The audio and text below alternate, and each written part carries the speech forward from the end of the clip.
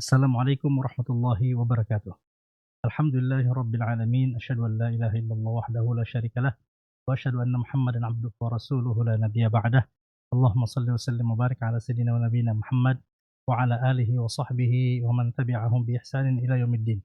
Pemirsa Ibaska TV, seluruh wali santri, seluruh kaum muslimin yang hadir pada podcast kali ini, alhamdulillahirabbil alamin, kita bersyukur kepada Allah Subhanahu wa taala, hari ini kita kedatangan tamu istimewa, tamu spesial, yaitu kakanda kami di Universitas Al-Azhar, Salam. Ustadz Fahmi Salim, ya, Ustadz Salam. Fahmi Salim Zubair, Ahlan wa sahlan Ustadz Ibni Abbas. Salam.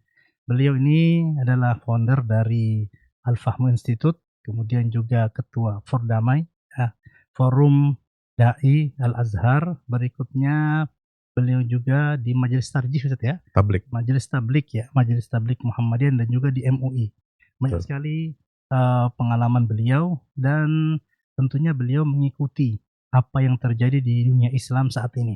Maka pada podcast kali ini tentu kita ingin mengikuti apa yang terjadi di Palestina, di Suriah, di Amerika, kemudian juga di Sudan, ya, dan beberapa negara Islam yang lainnya sebagai bagian dari bentuk kepedulian kita. Tapi kalau kita harus baca, harus nonton, harus mengkaji, mungkin butuh banyak waktu.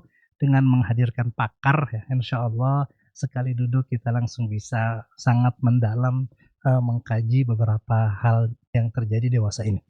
Baik, Ustaz, cerita Ustaz, dalam rangka apa ini sehingga Iya. Ustadz bisa mampir ke Ibnu Abbas? Alhamdulillah bisa mampir ke Ibaska TV, ini luar biasa. Saya dalam waktu kurang lebih 5 hari, Ya. ya, mulai hari Rabu sampai Ahad, ya, tanggal berapa itu? Sekarang tanggal berapa? 9 ya? Ya, Tanggal 9. 5 sampai 9. Ya. Tanggal 5 sampai 9 Tanggal 8 hari ini. November, Mhm. kami ada di Solorayani dalam rangka roadshow Baik. Safari Dakwah. Dengan siapa, Ustaz? Mengedukasi umat tentang perjuangan Baitul Maqdis. Baik. Yang menyelenggarakan adalah lembaga kemanusiaan dari Asal Charity. Nah, berkaitan dengan apa yang tadi disampaikan oleh antum, persoalan dunia Islam ini sebenarnya juga bagian dari akidah kita. Oke. Inna hadhihi ummatukum ummatan wahidah. Ya. Ini adalah umat yang satu. Kita sama-sama menyembah Allah, sama-sama kita beriman kepada Allah Ta'ala dan Rasulnya SAW, kitab suci kita Al-Quran, dan kita punya ikatan akidah dengan kaum muslimin dimanapun berada. Apalagi Al-Quran mengatakan innamal mu'minuna ikhwah, ya, sungguhnya orang-orang beriman itu semuanya bersaudara. Maka sudah menjadi kewajiban kita untuk memiliki kepedulian. Baik. Ya, paling tidak kita punya wawasan. Hmm. Artinya kalau jadi orang Islam itu jangan, kalau kata orang Betawi, jangan dablek-dablek aja, ya. Kuper, ya. Jangan kuper gitu, ya. Kita tidak bisa sebagai Muslim Indonesia, ya, Muslim yang tinggal di NKRI, Ya. itu kita tidak bisa memisahkan diri atau mengucilkan diri kita hanya berpikir dalam konteks kebangsaan kita saja, dalam konteks nasionalisme Indonesia saja. Saya kira tidak. Makanya kenapa pemimpin Indonesia, ya, dari sejak zaman Bung Karno sampai Pak Prabowo Subianto, itu kan fokusnya tidak hanya ke dalam negeri, Baik. tapi juga ke luar negeri. Bung Karno, kita kenal beliau sebagai tokoh yang menginspirasi kemerdekaan bangsa-bangsa Asia Afrika yang terjajah, inisiator konferensi Asia Afrika tahun 1955, padahal Indonesia baru seumur jagung, juga masih miskin gitu. Artinya dari segi wawasan kebangsaan sudah luas gitu, ya. Kebangsaan kita bukan nasionalisme lagi, tapi internasionalisme. Masya Allah. Internasionalisme. Ya, Pak Harto juga begitu, terlibat dalam Gerakan non-blok, diplomasi Global South, ya. Kemudian juga banyak mengirim pasukan-pasukan perdamaian di wilayah konflik, ya, termasuk pernah mengirim ke Sinai, Mesir dulu waktu perjanjian damai antara Mesir dan Israel, kan.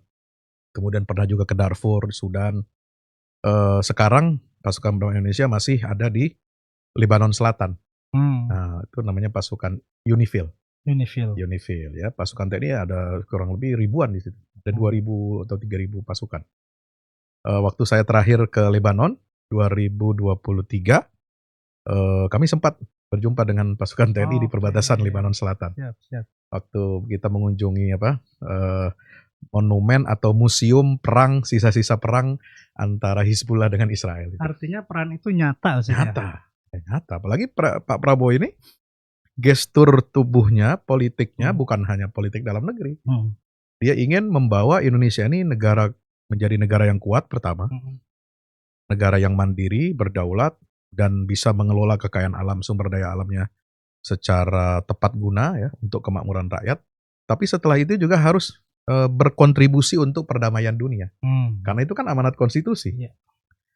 Menjaga ketertiban dunia yang berdasarkan Pancasila, perdamaian yang abadi dan keadilan sosial bagi seluruh masyarakat dunia itu. Jadi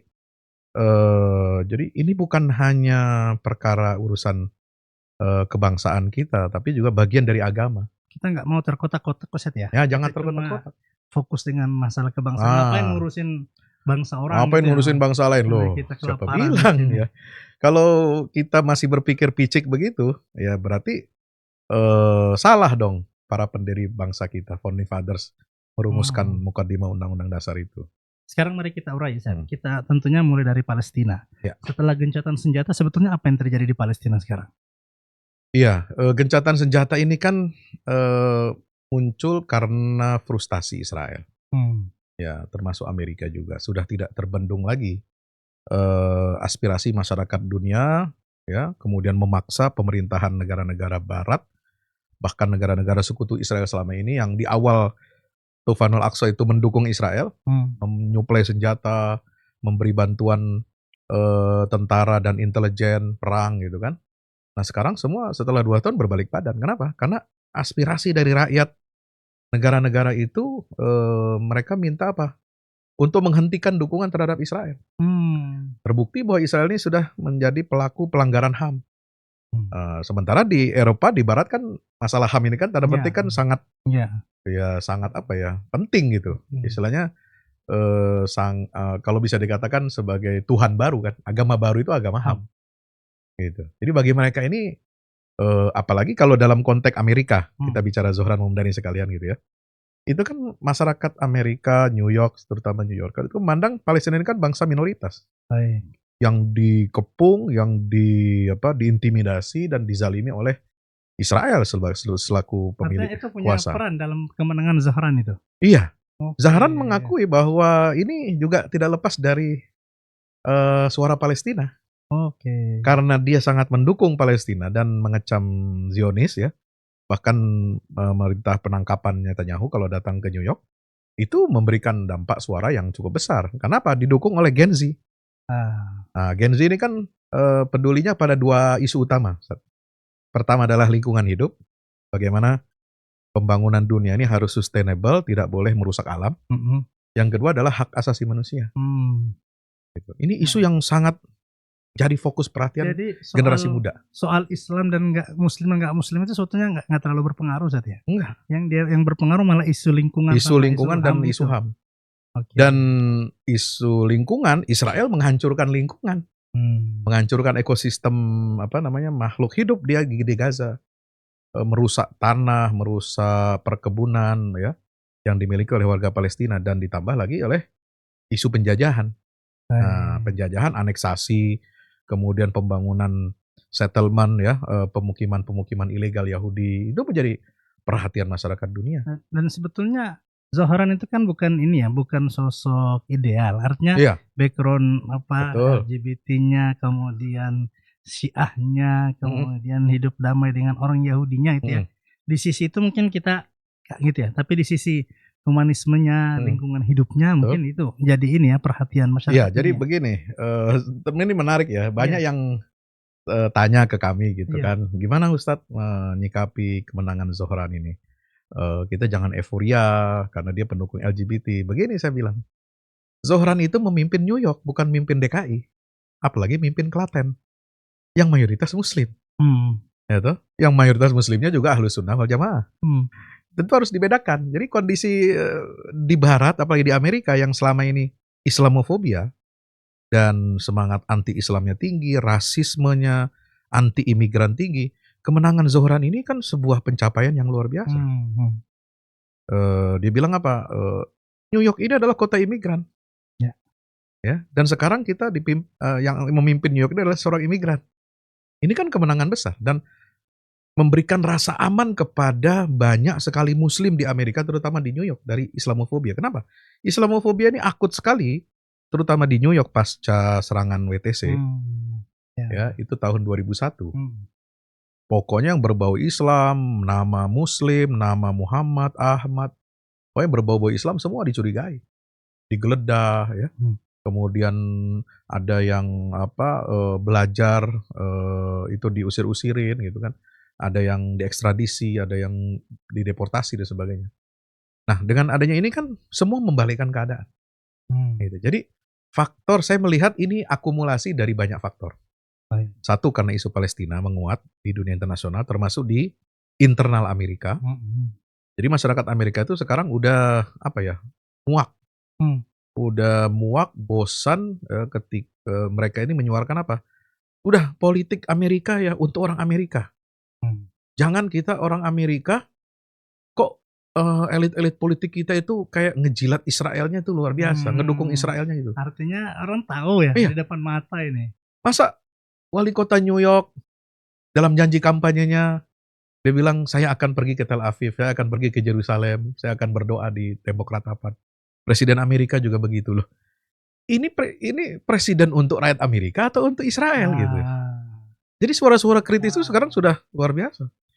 Makanya kata seorang guru besar universitas di mana? Georgetown University itu bilang apa? Tufanul Aqsa ini meskipun belum berhasil ya memerdekakan Palestina sebagai sebuah negara berdaulat, merdeka, tapi dia sekarang sudah berhasil memerdekakan masyarakat dunia dari hegemoni Zionisme. Lebih besar berarti Lebih besar pengaruhnya. Itu apa? Kemerdekaan Palestina itu nggak bisa kecuali kalau didukung oleh suara internasional. Gitu. Kenapa? Karena yang menjadi backingnya Israel, negara penjajah di Palestina, itu kan kekuatan dunia. Jadi kita harus menyiapkan dulu nih ekosistem pendukung masyarakat dunia yang bisa menekan negara-negara besar agar pro Palestina. Tapi posisi Amerika sebagai polisi dunia itu masih kuat apa sudah mau tergoncang itu? Sekarang mulai ada retakan-retakan. Jadi tidak sesolid dan sekuat dulu. Ya, Amerika punya koalisi dengan Uni Eropa dan NATO, ya kan. Dia punya pangkalan militer di hampir banyak negara termasuk Timur Tengah. Sekarang kan sudah ada diimbangi oleh kekuatan Cina, Rusia, bahkan NATO itu sangat ketar-ketir dengan kekuatan militer Turki. Sebagai kekuatan militer terbesar di NATO, Turki itu. Bukan hanya jumlah pasukan yang banyak, tapi juga kekuatan persenjataannya, teknologi militernya. Sendiri ya. Dan mereka bikin, industri dalam negeri. Ya. Bahkan sudah diekspor, termasuk Indonesia. Ngambil dari Turki. Ambil dari Turki, pesawat tempur ya, pesawat tempur Kan. Itu yang setara dengan F-35, kemudian roket-roket, drone, kerjasama dengan drone Bayraktar itu, wah keren-keren sekali. Gitu. Jadi Amerika sekarang sudah banyak perubahan. Dunia ini ada banyak perubahan. Nah kita harus sebagai umat Islam kita harus melek nih. Kadang-kadang kita yang tinggal atau hidup di masa terjadinya perubahan-perubahan besar, transformasi besar, kita merasa acuh, merasa cuek ya. Padahal ini efeknya ke kita perubahan juga, besar. Kok besar efeknya? Kenapa? Karena isu Palestina ini kan relate dengan kondisi kezaliman internasional, ketidakadilan global. Ketidakadilan global dalam ekonomi, dalam sistem politik, dalam tatanan internasional yang dikenal dengan PBB itu, hukum internasional, itu kan semua dilanggar oleh Israel dan Amerika dengan hak vetonya. Tapi karena tekanan massa sekarang, ya Amerika juga berpikir lagi untuk mendukung Israel seperti dulu. Gitu sampai, bicara dengan gencatan senjata, ya, Trump itu maksa Netanyahu supaya betul-betul gencatan senjata. Berhentikan perang. Karena Amerika udah nggak kuat nanggung. Ongkos Selama politik, ongkos militer, dan ongkos finansialnya udah nggak susah nanggung. itu ribuan dolar itu ya? Oh, miliaran, Miliaran ya? ratusan miliar, mungkin triliunan dolar. Hmm. Ya, itu harganya terlalu mahal bagi bangsa. Dan Amerika sekarang kan ekonominya lesu, ya banyak pengangguran, bahkan kelaparan di Amerika sekarang sudah angka terakhir itu ada 40 juta warganya yang kesulitan krisis pangan. Hmm. Jadi Amerika tidak sekuat dulu, bos. Gitu. Kalau pengaruh Amerika di Sudan ada? Nah, kalau bicara Sudan, ya Sudan ini kan begini Ustaz, antum kan pernah di Mesir ya? Iya. Pernah di Sudan juga? Pernah di Sudan? Iya. Tahun berapa? Tahun 2000, selesai 2007, 2010-an. Nah, apa kesan antum tentang Sudan? Wah itu, man asya fi Sudan, hana alaihil aisyu fi ghairihi minal buldan. Oh. Terus tapi ini Ustaz, saya Artinya pangan itu kan Pangan, murah, iya. semua murah ya kan? Dan Cuma yang enaknya apa? Penguasanya kan kalangan Islamis. iya, kalau dari dulu. Saya itu Iya. sebetulnya, waktu di Sinai dulu sempat mengkaji tentang Sudan itu, Hmm. tentang penyelundupan senjata di Sudan yang sudah sejak lama dari Perancis segala macam. Kemudian dulu saya mengalami sendiri, akhirnya tidak bisa lanjut ke Sudan itu, karena waktu sudah selesai, pendidikan awal itu, saya pulang dan nggak bisa balik lagi karena Karena pecah itu ya, Darfur. Darfur ya 2013 itu Ya, Darfur, setelah Mursi dijatuhkan. Jadi memang Sudan ini kan kalau bicara dalam konteks Liga Arab, negara-negara Arab Timur Tengah, itu kan negara Arab terbesar kedua setelah Mesir. Jumlah populasi penduduknya dan luas wilayahnya. Bahkan luas wilayah Sudan kalau nggak dipecah dengan Janub Sudan, itu lebih besar dari Mesir. Lebih besar dari Aljazair, Libya bahkan itu. Ya, besar Dulu sekali. Omar Bashir kan, presidennya Omar Bashir. Omar Bashir, dan sebelumnya kan sudah penerapan syariat Islam sejak Ja'far Numeri. Ja'far Numeri, kemudian Shodiq Al-Mahdi, kemudian Omar Al-Bashir tahun 89 sampai beliau ditumbangkan tahun 2019. Nah, jadi konstelasi geopolitik Sudan ini tentu Israel dan Amerika kan berkepentingan untuk mengamankan negara-negara Arab jangan sampai ada yang katakanlah oposan atau anti Israel, di Zionis. Di Sudan. Di Sudan terutama, karena dia negara Arab terbesar kedua. Ya, yang kedua, dia sudah puluhan tahun dikuasai oleh Islamis. Dan selama puluhan tahun itu kan menjadi tempat, kalau istilahnya kan makal Islamiyin ya, istilahnya tempat tinggal, berlindungnya, base campnya politisi Islam. Islam politik gitu, seperti gerakan Ikhwanul Muslimin di Mesir, kemudian di Yaman. Ketika ada kerusuhan atau konflik di negara, mereka cari Sudan sebagai tempat berlabuh, karena relatif lebih aman dan ramah dengan Islamiyin gitu. Nah, baru kemudian orang melirik Qatar dan Turki itu kan setelah Sudan. Setelah Sudan. Itu. Jadi secara strategis geopolitik Sudan ini sangat penting bagi Israel. Makanya setelah tumbang, jadi begini, ini masalah juga ya kalangan Islamiyin ini kalau berkuasa ya sebenarnya kita harus hati-hati waspada kalau udah kelamaan berkuasa. Akhirnya apa? Satu, tidak kreatif. Yang kedua, ada penyakit korupsi. Nah, jadi memonopoli kan kekayaan negara. Nah, itu yang terjadi di masa Umar Bashir itu. Sehingga menimbulkan ketidakpuasan ya, suara-suara, maka dikudeta oleh militer, dan RSF dan SAF itu kan tadinya bergabung dengan tentara Sudan. Sudan Utara, Sudan Selatan itu kan beda, Ustaz. Apanya? Sudan Utara dengan Sudan Selatan. Sudan Selatan kan sudah negara sendiri. Iya. Nah, yang terjadi di sekarang Darfur dengan Fasir itu masih Sudan Utara. Dia Sudan Utara bukan Selatan. Janub Sudan itu beda lagi. Nah, Fasir itu dan itu tempat ditemukannya cadangan emas terbesar di Afrika. Jadi 20% cadangan emas Afrika ada di Fasir. Nah, makanya jadi incaran kan. Jadi ada dua target. Kenapa ada intervensi asing? Satu, untuk mencegah kebangkitan Islamis dalam tanda petik ya. Yang kedua, untuk mengendalikan sumber daya alam. Itu. Jadi sekali mendayung dua pulau terlampaui kan begitu. Oh, jadi itu gerakan-gerakan bersenjata nggak tumbuh sendiri Ustaz ya? Oh, enggak. Dikendalikan itu ya? Dikendalikan oleh kekuatan regional dan global. Nah, makanya ketika Omar Bashir turun, Tahun 2020 langsung Sudan masuk Abraham Accord. Abraham Accord kan perjanjian dengan Israel kan, perdamaian, normalisasi gitu kan, kerjasama teknologi, pertahanan, kemudian macam-macam lah, kerjasama menguntungkan gitu. Apa namanya, Ustaz? Abraham Accord, Abraham Accord. Ittifaq Al-Ibrahimi. Hmm. Nah sekarang tambah lagi yang baru masuk negara Kazakhstan. Padahal mestinya setelah ada Tufanul Aqsa, setelah terbukti ada genosida ya yang dilakukan oleh pemimpin Israel dan apa namanya mereka ini dituntut untuk diadili di Mahkamah Internasional, mestinya kan Abraham Accord sudah Selesai. sudah selesai gitu. Nah, kok sekarang nah itulah makanya gencatan senjata ini punya ada sisi buruknya, negatifnya. Jadi untuk menutupi kejahatan perang Israel. Yang di Palestina ini? Yang di Palestina.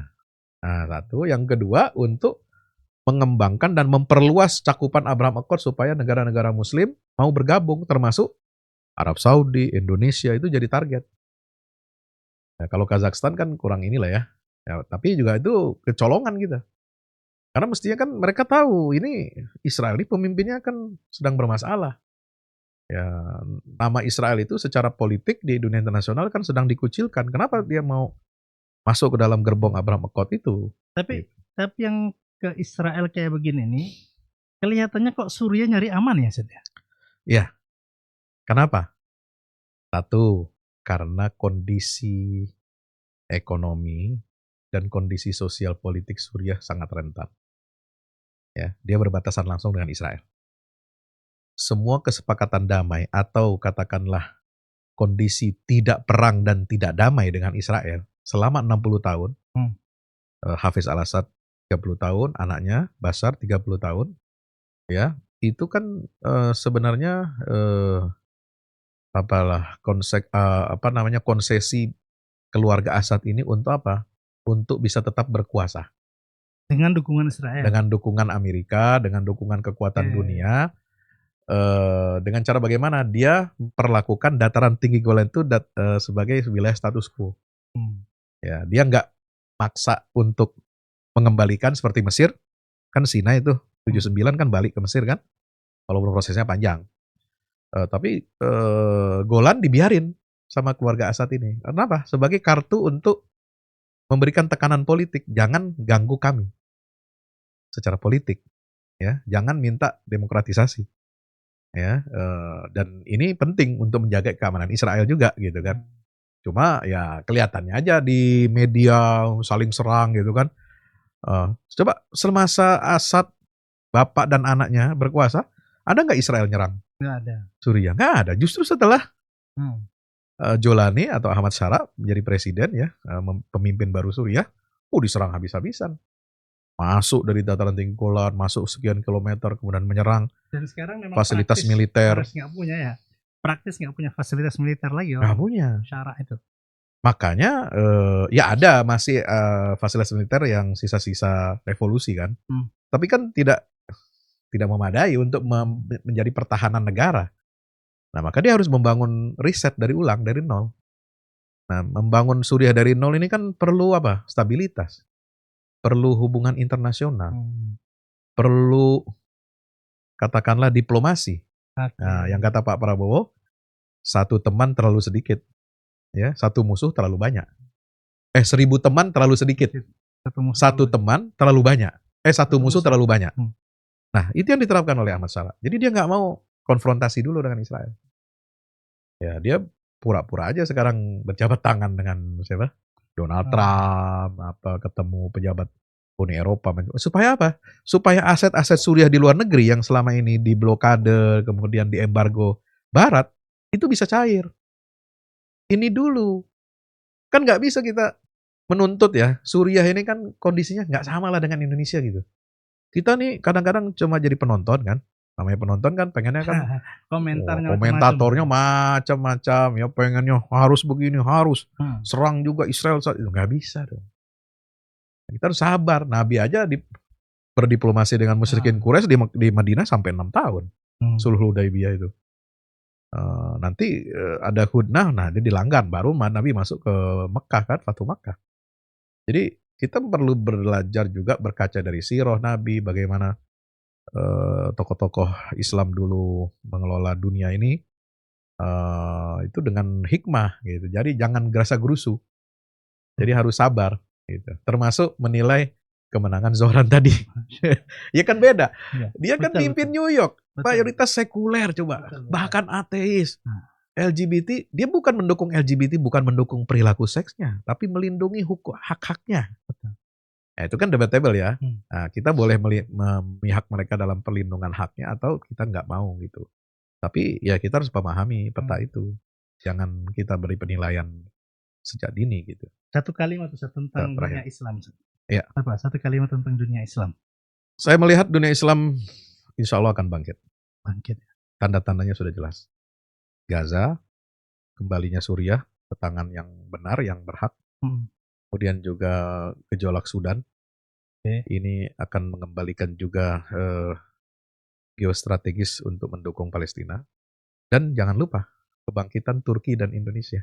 Indonesia lagi ditunggu sekarang. Oh, Indonesia akan jadi epicentrum dunia Islam. Baik. Jadi di situ peran kita malah di Peran situ, itu ya.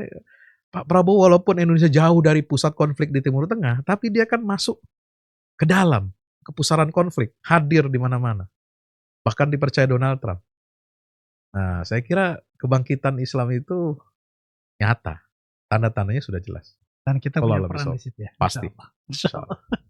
Insyaallah pemirsa Ibaska TV, jazakumullah khairan sudah hadir dan menyimak pada kesempatan ini luar biasa. Dengan waktu yang singkat Ustadz Fahmi sudah menjelaskan kepada kita banyak hal, menggali tentang kekuatan dunia Islam, dan kita berharap kita termasuk yang memiliki peran dalam kancah pergulatan internasional di dunia Islam ini. Barakallahu fiik. Terima kasih Ustaz undangannya. Saya surprise loh, nggak tahu kalau ada podcast begini. Alhamdulillah. Masya Allah. Ya, mari kita tutup. Assalamualaikum warahmatullahi wabarakatuh. Waalaikumsalam warahmatullahi wabarakatuh.